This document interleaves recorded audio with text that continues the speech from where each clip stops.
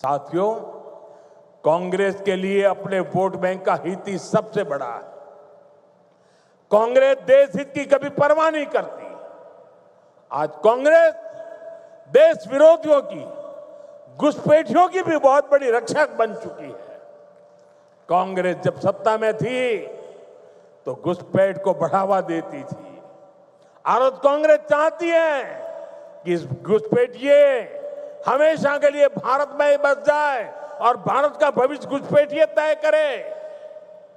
एक समय में मंगलदोई ने असम की पहचान बचाने के लिए अवैध घुसपैठ के खिलाफ बहुत बड़ा आंदोलन देखा है, लेकिन पहले की कांग्रेस सरकार ने आप लोगों को इसकी भी सजा दी है, आपसे इसका बदला लिया है। कांग्रेस ने यहां जमीन पर अवैध कब्जे होने दिए, हमारे आस्था के स्थानों पर हमारे किसानों के, आदिवासियों के हक की जमीन पर डाका डाला।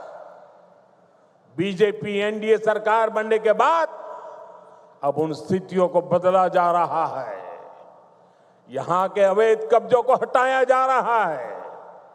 हेमंता जी के नेतृत्व में असम में लाखों बीघा जमीन घुसपैठियों से मुक्त की जा चुकी है। दरांग जिले में भी बहुत बड़ी जमीन से कब्जा हटाया गया है। यहां गोरूखुंटी इलाके में कांग्रेस के समय घुसपैठियों का कब्जा था। आज वो जमीन वापस ले जा चुकी है।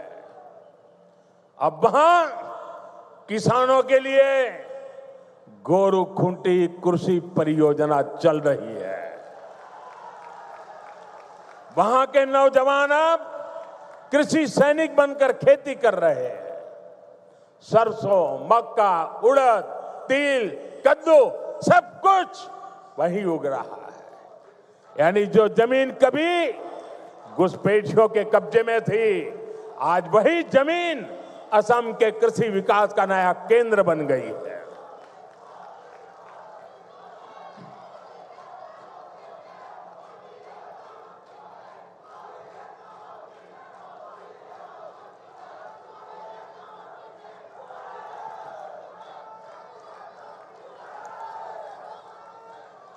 साथियों, भाजपा की सरकार घुसपैठियों को देश के साधनों, संसाधनों पर कब्जा नहीं करने देगी। भारत के किसानों, भारत के नौजवानों, हमारे आदिवासियों का हक हम किसी को नहीं छीनने देंगे। ये घुसपैठिए हमारी माताओं, बहनों, बेटियों के साथ अत्याचार करते हैं, ये नहीं होने दिया जाएगा। घुसपैठियों के माध्यम से बॉर्डर के इलाकों में डेमोग्राफी बदलने की साजिशें चल रही है। ये राष्ट्रीय सुरक्षा के लिए बहुत बड़ा खतरा है। इसलिए अब देश में एक डेमोग्राफी मिशन शुरू किया जा रहा है। भाजपा का लक्ष्य है घुसपैठियों से देश को बचाएंगे, घुसपैठियों से देश को मुक्ति दिलाएंगे। स्थिति बनी है। कल ही रात में हमने औचक निरीक्षण में जो जीएमसीएच, जो वहाँ का मेडिकल कॉलेज, उसकी स्थिति जो है आप लोगों के सामने रखी है। कहीं कोई विकास का काम नहीं हो रहा, कहीं मुद्दे पे प्रधानमंत्री बात नहीं करेंगे, केवल घुसपैठिया घुसपैठिया घुसपैठिया की बात करेंगे। लेकिन लोगों की तरक्की, बिहार की तरक्की, गरीब के बारे में बात नहीं करेंगे, पढ़ाई, दवाई, कमाई, सिंचाई के बारे में बात नहीं करेंगे।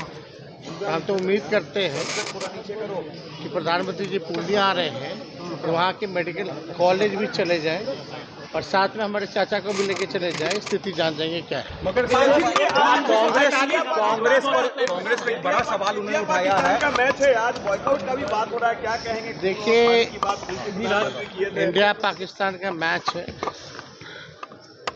जो लोग या प्रधानमंत्री जी कहते थे कि उनके रगों में सिंदूर दौड़ रहा है, ये तो सवाल का जवाब वही देंगे।